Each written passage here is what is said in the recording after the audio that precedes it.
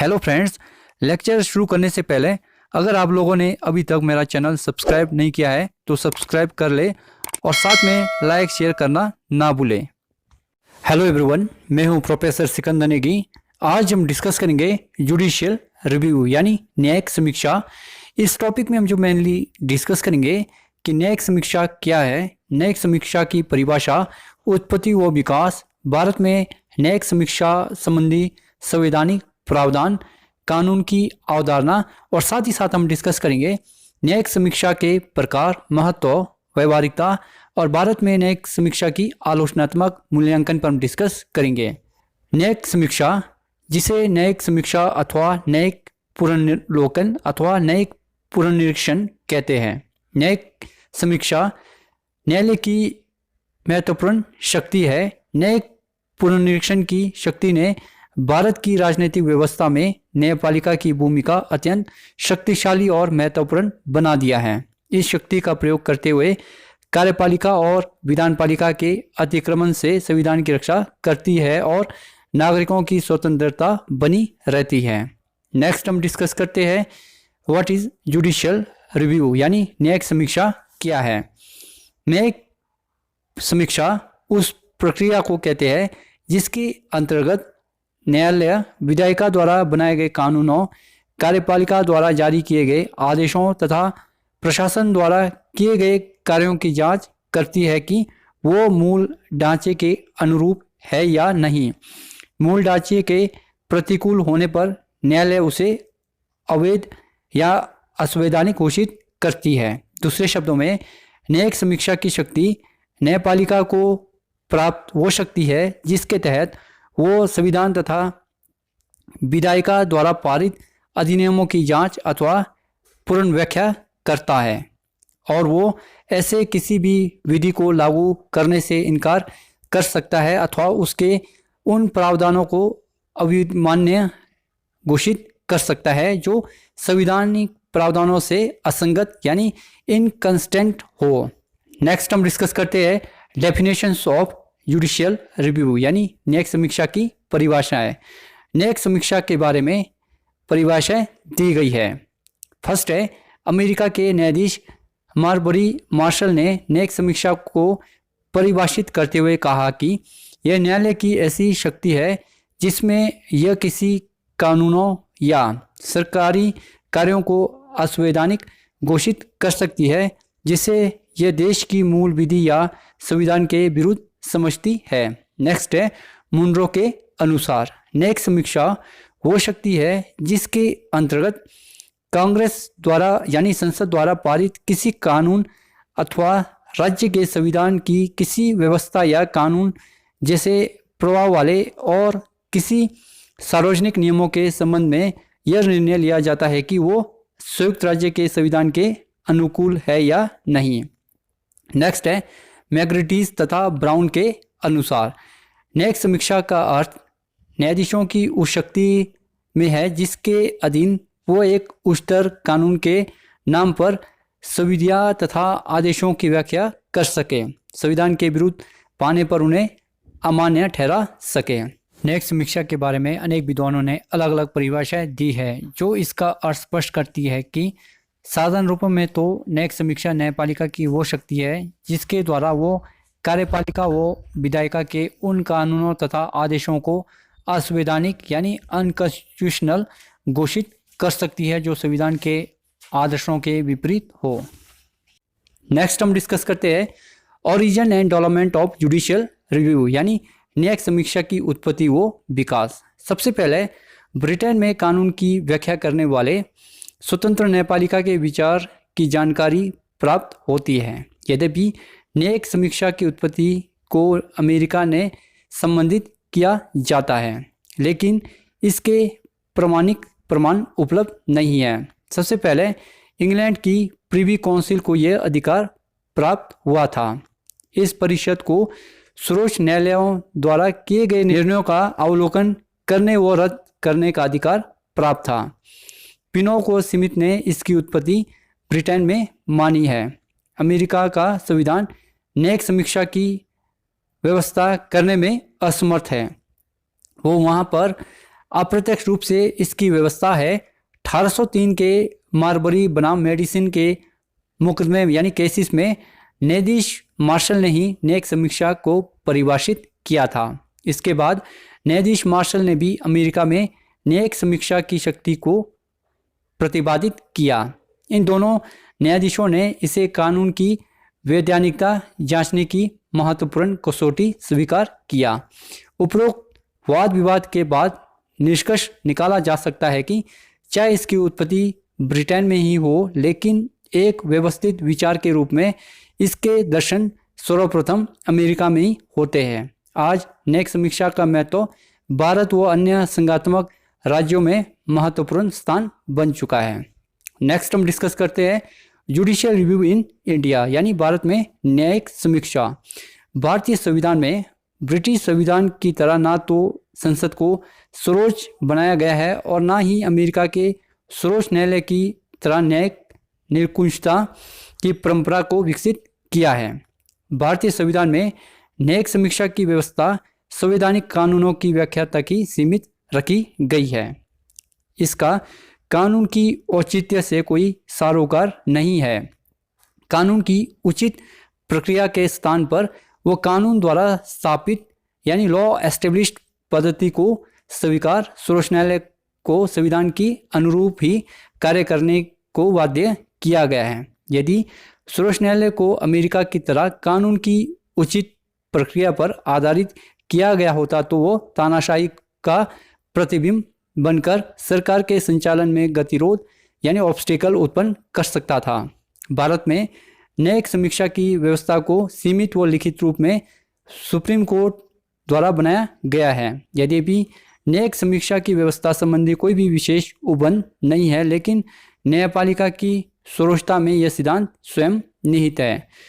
संविधान का अनुच्छेद 368 संविधान को सर्वोच्च बना देता है। इस सर्वोच्चता के कारण सर्वोच्च न्यायालय के विरुद्ध कानून बनाते हैं तो उसे असंवैधानिक यानी अनकॉन्स्टिट्यूशनल घोषित करना सुप्रीम कोर्ट का प्रमुख अधिकार है। यद्यपि गोलकनाथ मामले में सरकार व सर्वोच्च न्यायालय में सरकार व न्यायालय के बीच गतिरोध उत्पन्न हो गया था, जिसे संविधान में संशोधन करके जल्दी ही दूर कर दिया गया। आज भारत का सर्वोच्च न्यायालय मर्यादित तरीके से अपनी इस शक्ति का प्रयोग कर रहा है। न्यायिक समीक्षा की शक्ति उच्च न्यायालयों के संबंध में संविधान के अनुच्छेद 226, 227 में समाहित है। वही सर्वोच्च न्यायालय की न्यायिक समीक्षा की शक्तियां अनुच्छेद 32 और 136 में निहित है। नेक्स्ट हम डिस्कस करते हैं न्यायिक समीक्षा संबंधी संवैधानिक प्रावधान। किसी भी कानून को अमान्य घोषित करने के लिए न्यायालयों को सशक्त बनाने संबंधी संविधान में कोई भी प्रत्यक्ष अथवा विशिष्ट प्रावधान नहीं है, लेकिन संविधान के तहत सरकार के प्रत्येक अंग पर कुछ निश्चित सीमाएं यानी लिमिटेशन लागू की गई है, जिसके उल्लंघन से कानून शून्य हो जाता है। न्यायालय को यह तय करने का कार्य सौंपा गया है कि संविधान के तहत निर्धारित सीमा का उल्लंघन किया गया है अथवा नहीं। न्यायिक समीक्षा की प्रक्रिया का समर्थन करने संबंधी कुछ विशिष्ट प्रावधान है जो इस प्रकार से है। भारतीय संविधान में न्यायिक समीक्षा सिद्धांत का स्पष्ट उल्लेख नहीं हुआ है, परंतु इसका आधार अनुच्छेद 13 सेक्शन 2, अनुच्छेद 32, 226, 131, 243 और न्यायाधीशों द्वारा संविधान के संरक्षण की शपथ। फर्स्ट है अनुच्छेद 372 सेक्शन 1। यह अनुच्छेद भारतीय संविधान के लागू होने से पूर्व बनाए गए किसी कानून की न्यायिक समीक्षा से संबंधित प्रावधान करता है। नेक्स्ट है अनुच्छेद 13। यह अनुच्छेद घोषणा करता है कि कोई भी कानून जो मौलिक अधिकारों से संबंधित किसी प्रावधान का उल्लंघन करता है मान्य नहीं होगा। अनुच्छेद 32 और अनुच्छेद 226 सर्वोच्च न्यायालय तथा उच्च न्यायालय को मौलिक अधिकारों का रक्षक एवं गारंटी धारक की भूमिका प्रदान करते हैं। नेक्स्ट अनुच्छेद 251, अनुच्छेद 254 में कहा गया है कि संघ और राज्य कानूनों के बीच असंगतता के मामले में राज्य कानून शून्य हो जाएगा। अनुच्छेद 246 सेक्शन 3 राज्य सूची से संबंधित मामलों में राज्य विधायिका की अन्य शक्तियों को सुनिश्चित करता है। अनुच्छेद 245 संसद एवं राज्य विधान पालिका द्वारा निर्मित कानूनों की क्षेत्रीय सीमा तय करने से संबंधित है। अनुच्छेद 131 136 में सुप्रीम कोर्ट को व्यक्तियों तथा राज्यों के बीच, राज्यों तथा संघ के बीच विवादों में निर्णय लेने की शक्ति प्रदान की गई है। अनुच्छेद 137 में सुप्रीम कोर्ट को उसके द्वारा सुनाए गए किसी भी निर्णय या आदेश की समीक्षा यानी रिव्यू करने हेतु एक विशेष शक्ति प्रदान करता है। संविधान में अनुच्छेद 13, 32, 226 के द्वारा सर्वोच्च न्यायालय एवं उच्च न्यायालय को न्यायिक पुनर्निरीक्षण की शक्ति दी गई है। कुछ प्रावधानों को न्यायिक पुनर्लोकन से बाहर रखा गया है। नेक्स्ट है कानून की अवधारणा। फर्स्ट है विधि द्वारा स्थापित प्रक्रिया। इसका अर्थ है कि विधायिका या संबंधित निकाय द्वारा अधिनियमित कानून तभी मान्य होगा जब सही प्रक्रिया का पालन किया गया हो। नेक्स्ट कानून की उचित प्रक्रिया। यह सिद्धांत न केवल इस आधार पर मामले की जांच करता है कि कोई कानून किसी व्यक्ति को जीवन और व्यक्तिगत स्वतंत्रता से वंचित तो नहीं करता है, बल्कि ये भी सुनिश्चित करता है कि कानून उचित और न्यायपूर्ण हो। भारत में विधि द्वारा स्थापित प्रक्रिया का अनुसरण किया गया है। न्यायिक समीक्षा को दो महत्वपूर्ण कार्य है, जैसे सरकारी कार्यवाही को वैध बनाना और सरकार द्वारा किए गए किसी भी अनुचित कार्यों के खिलाफ संविधान का रक्षण करना। न्यायिक समीक्षा को संविधान की मूल संरचना इंदिरा गांधी बनाम राजनारायण केस 1975 को माना गया है। न्यायिक समीक्षा को भारतीय न्यायपालिका के व्याख्याकार के पर्यवेक्षक की भूमिका में देखा जाता है। स्वतंत्र संज्ञान के मामले में और लोकहित याचिका लोक स्टडी के सिद्धांत को विराम देने के साथ ही न्यायपालिका को कई सार्वजनिक मुद्दों में हस्तक्षेप करने की अनुमति दी गई है, उस स्थिति में भी जब पीड़ित पक्ष द्वारा कोई शिकायत नहीं की गई हो। नेक्स्ट हम डिस्कस करते हैं टाइप्स ऑफ जुडिशियल रिव्यू यानी न्यायिक समीक्षा के प्रकार। फर्स्ट है विधायी कार्यों की समीक्षा। इस समीक्षा का तात्पर्य यह सुनिश्चित करता है कि विधायिका द्वारा पारित कानून के मामले में संविधान के प्रावधानों का अनुपालन किया गया है। सेकंड प्रशासनिक कार्यवाही की समीक्षा। यह प्रशासनिक एजेंसियों पर उनकी शक्तियां निर्वहन करते समय उन पर संवैधानिक अनुशासन लागू करने के लिए उपकरण है। नेक्स्ट है न्यायिक निर्णयों की समीक्षा। इस समीक्षा का उपयोग न्यायपालिका द्वारा पिछले निर्णयों में किसी भी प्रकार का बदलाव करने या उसे सही करने के लिए किया जाता है। नेक्स्ट हम डिस्कस करते हैं इंपॉर्टेंस ऑफ जुडिशियल रिव्यू यानी न्यायिक समीक्षा का महत्व। फर्स्ट है यह संविधान की सर्वोच्चता बनाए रखने के लिए आवश्यक है। सेकंड विधायिका और कार्यपालिका द्वारा सत्ता के संभावित दुरुपयोग यानी मिसयूज की जांच करने के लिए आवश्यक है। नेक्स्ट यह लोगों के अधिकारों की रक्षा करता है। यह संघीय संतुलन बनाए रखता है। एंड सेकंड लास्ट यह न्यायपालिका की स्वतंत्रता को सुरक्षित करने के लिए आवश्यक है। एंड लास्ट यह अधिकारियों के अत्याचार को रोकता है। नेक्स्ट हम डिस्कस करते हैं practicality of judicial review in India यानी भारत में न्यायिक समीक्षा की व्यवहारिकता।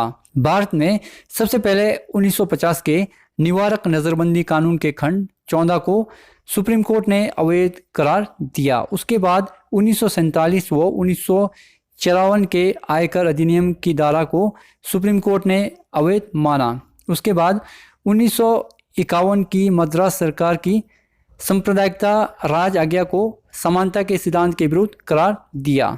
सुप्रीम कोर्ट ने संविधान के अनुच्छेद 19 तथा 31 के विरोधी कई कानून को असंवैधानिक माना।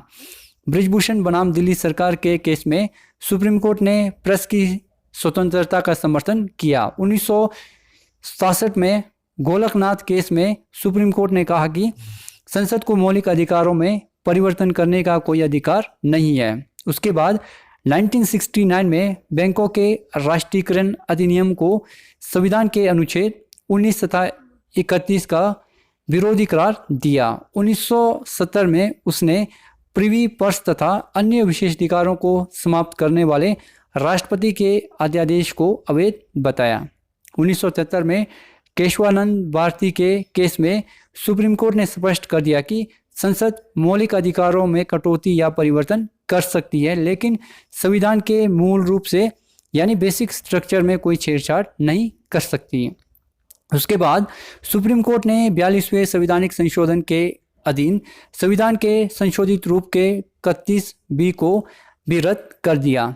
1983 में सुप्रीम कोर्ट ने फौजदारी कानून की धारा 303 को अवैध घोषित किया। 1991 में सुप्रीम कोर्ट ने दल बदल अधिनियम 52 कॉन्स्टिट्यूशनल अमेंडमेंट को वैध करार दिया तथा राष्ट्रीय मोर्चे की सरकार को मंडल कमीशन की सिफारिश को उचित बताया।